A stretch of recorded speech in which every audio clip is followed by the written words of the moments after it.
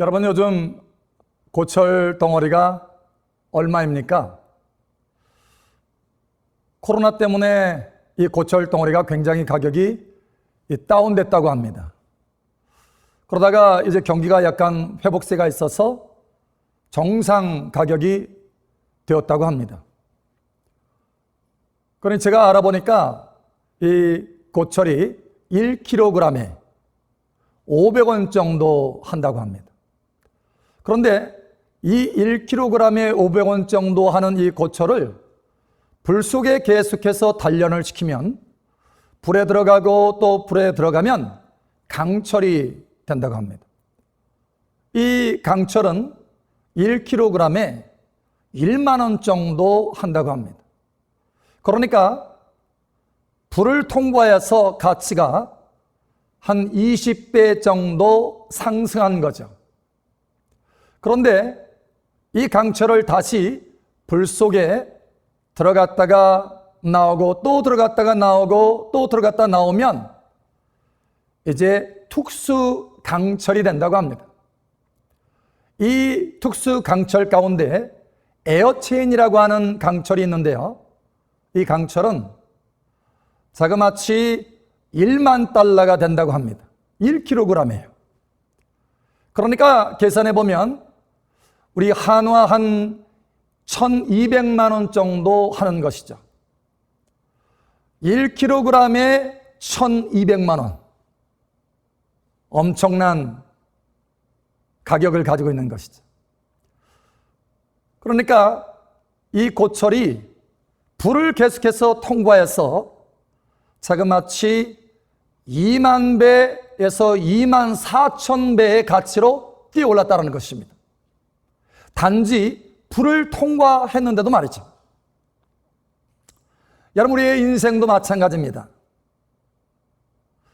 우리가 불같은 고난을 통과하게 되어 있죠. 사실 고난이 없는 사람은 없습니다. 때로는 자식으로 인한 고난, 또 재정으로 인한 고난, 건강으로 인한 고난, 질병이 들어서 말이죠. 또 사람들과의 관계 속에서의 고난, 이런 고난들이 우리의 삶 속에 있게 되는 것입니다. 그런데 문제는 이러한 고난의 불이 우리에게 올 때 우리는 본능적으로 이 고난을 피하려고만 한다라고 하는 것입니다. 이 고난을 주시는, 고난을 허락하시는 하나님의 의도는 생각지 않고 말이죠. 제가 아는 어떤 지인이 저를 찾아와서 하소연을 합니다.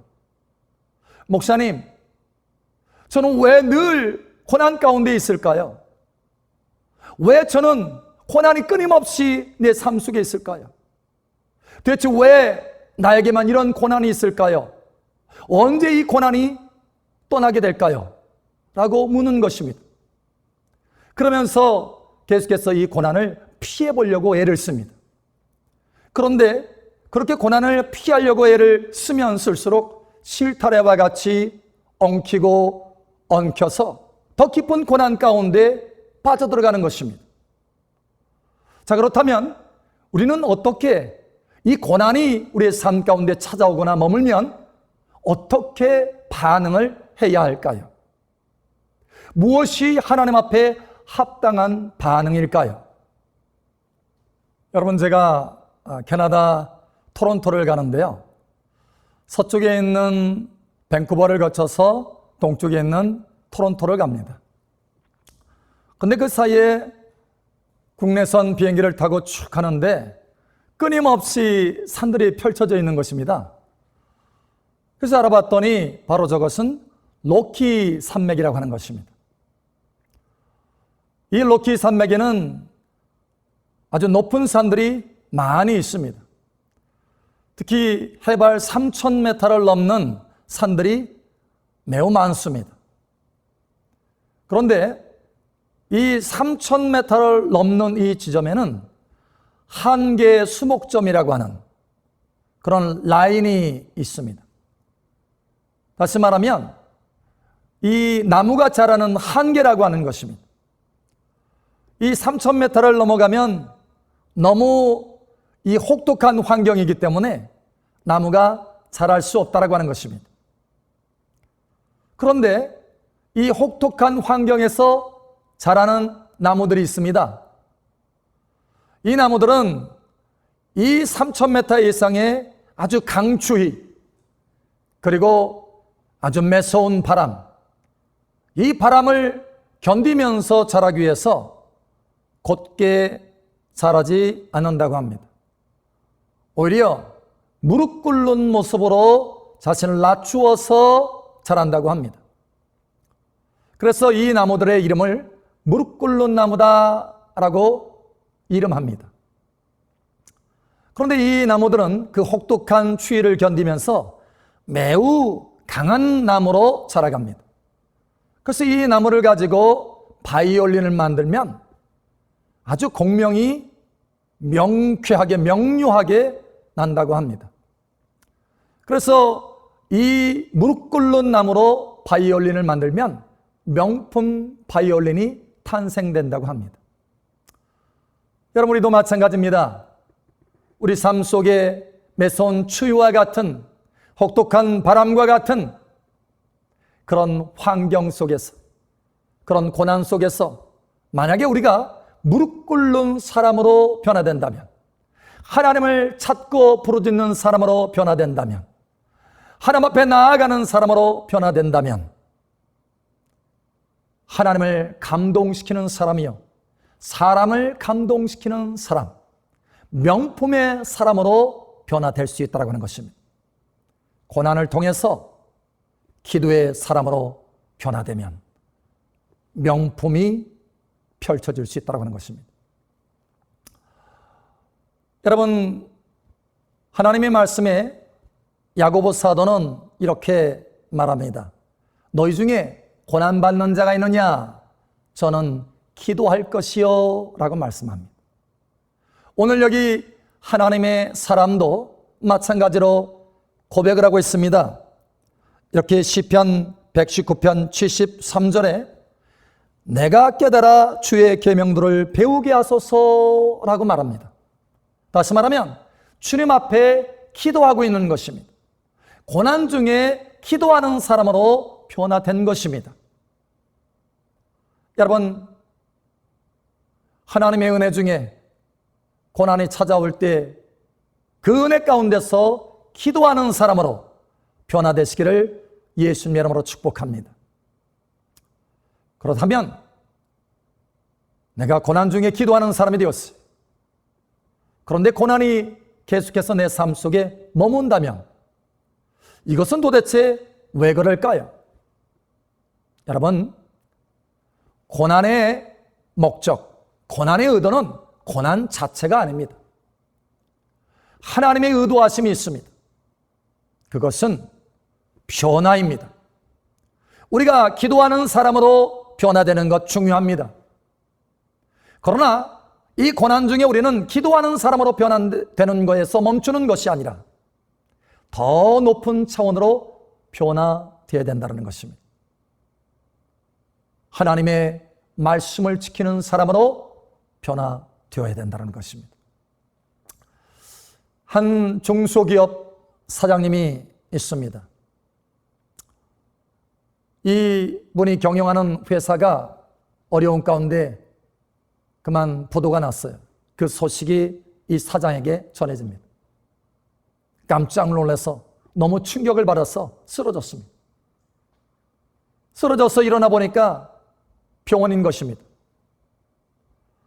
그 병원에서 자기의 미래를 쭉 생각해 보니 더 이상 소망이 없어 보입니다. 그래서 극단적인 계획을 세웁니다. 그런데 어느 날 병원 복도에서 찬송의 소리가 들려오기 시작합니다. 주 안에 있는 나에게 단 근심 있으랴 십자가 밑에 나가 내 짐을 풀었네. 찬양이 흘러나오는 것입니다. 그런데 이 찬양을 들을 때 이분의 가슴에 뜨거움이 일어나기 시작했습니다. 그러면서 눈물이 왈칵 쏟아집니다. 그 순간 과거에 하나님 앞에 했던 자신의 모습이 주마등처럼 흘러가기 시작합니다.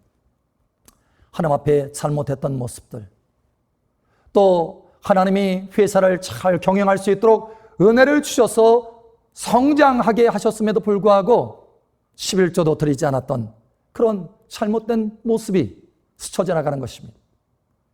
그것을 통해서 이분은 하나님 앞에 회개하고 기도하고 눈물로 회개하고 기도하고 어느덧 기도의 사람이 되었습니다.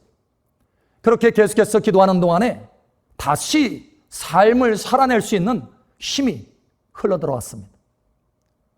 이분이 결심합니다. 다시 내가 기업을 일으켜 세워야 되겠다.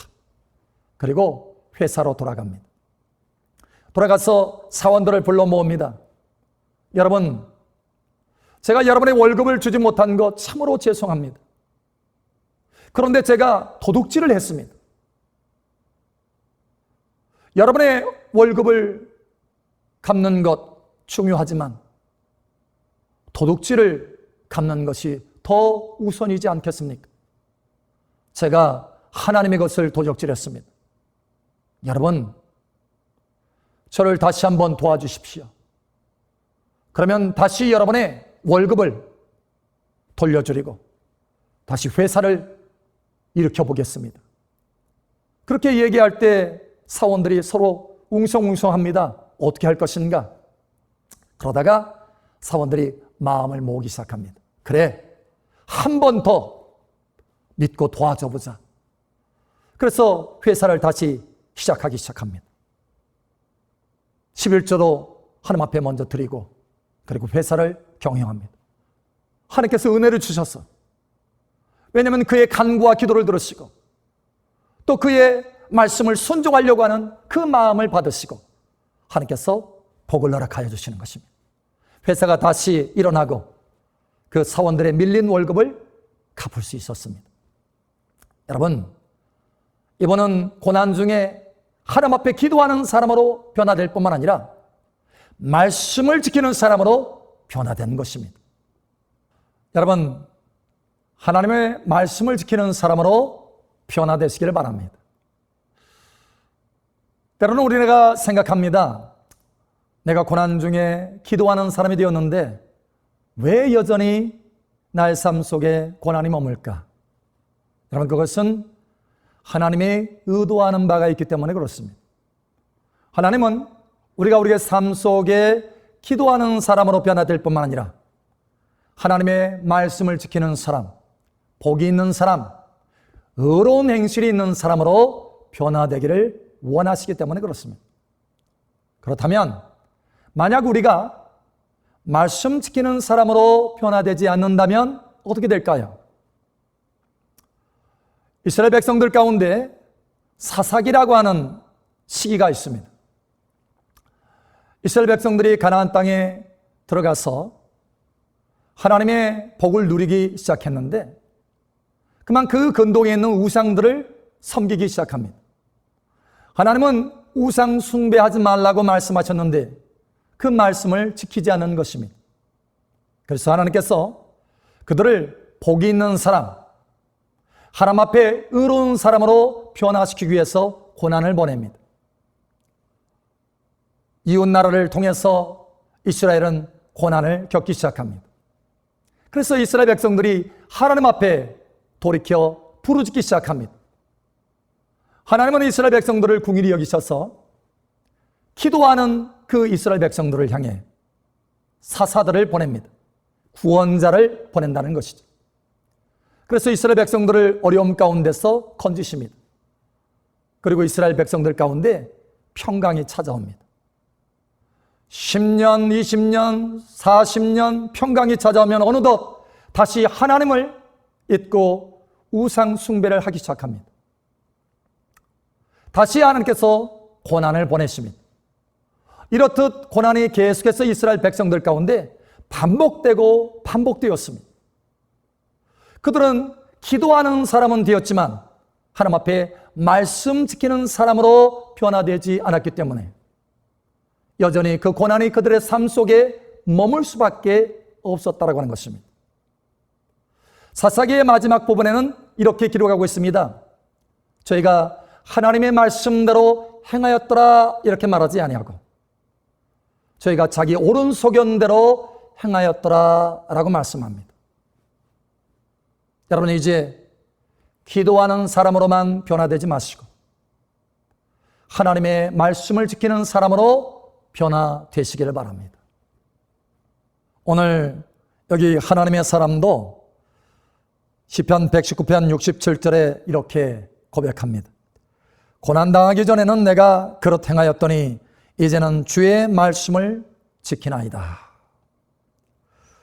또 심지어 이렇게 말합니다.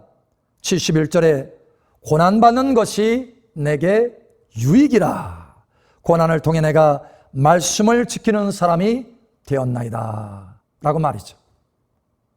고난 중에 기도하는 사람으로 변화될 뿐만 아니라 말씀 지키는 사람으로 변화되시기를 예수님 이름으로 축복합니다. 자, 그러면 하나님의 말씀을 지키는 사람이 되었으니까 이제는 고난이 내 삶 속에 떠나야지, 없어야지 라고 생각하게 될 것입니다. 그러나 하나님은 우리가 우리 삶 속에 온전하여지기를 원하십니다.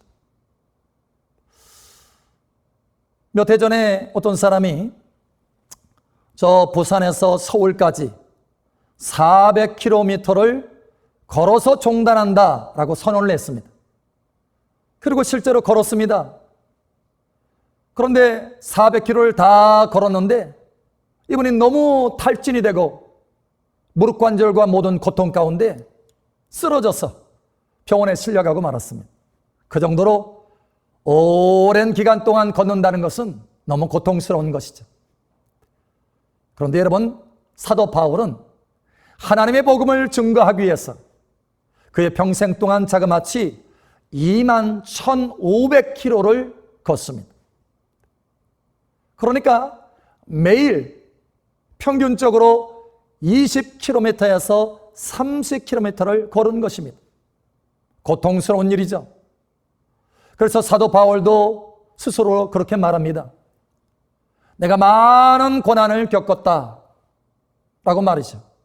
뿐만 아니라 걸으면서 복음을 증가하면서 잠도 자지 못할 때가 있었고 강도의 위협 가운데 있을 때가 있었고 먹지 못할 때도 있었다라고 하는 것입니다.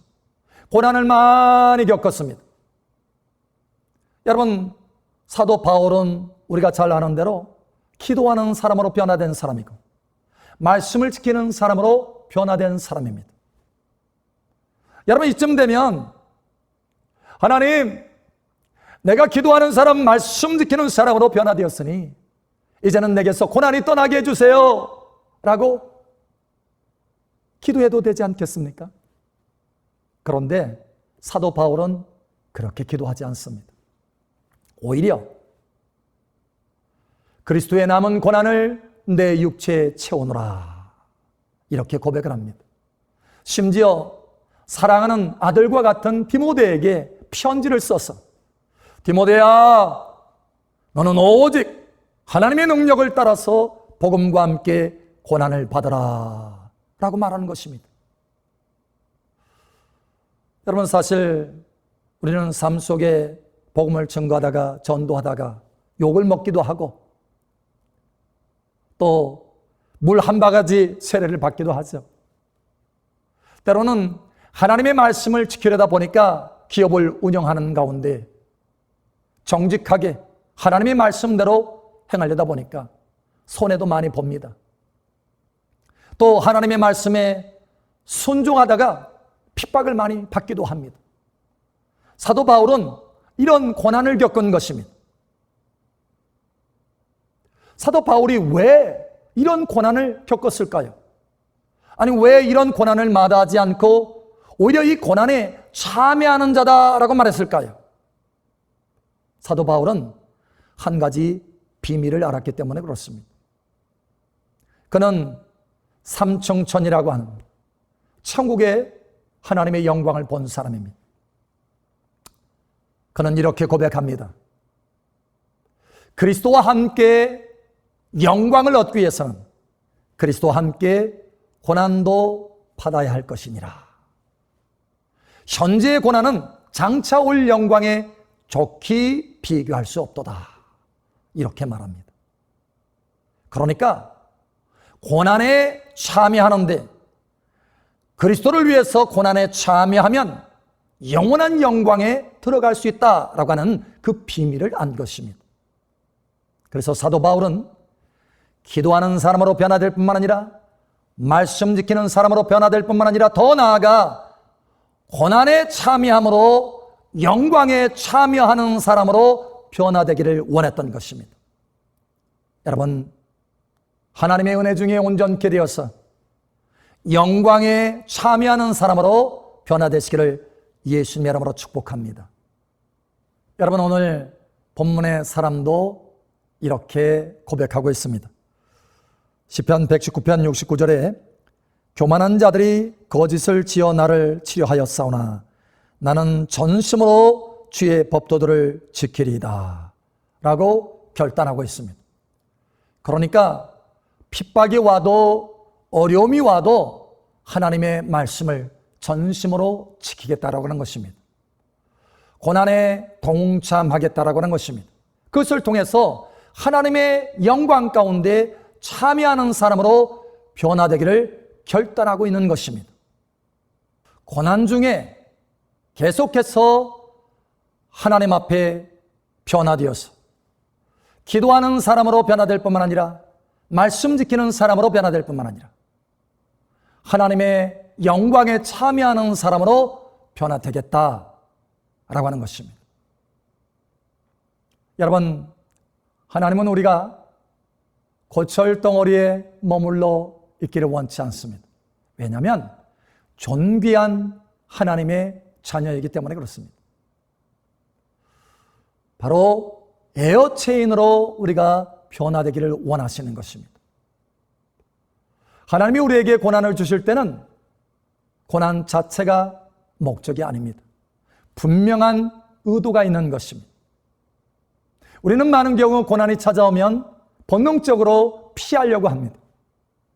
그러나 하나님의 의도는 그렇지 않습니다.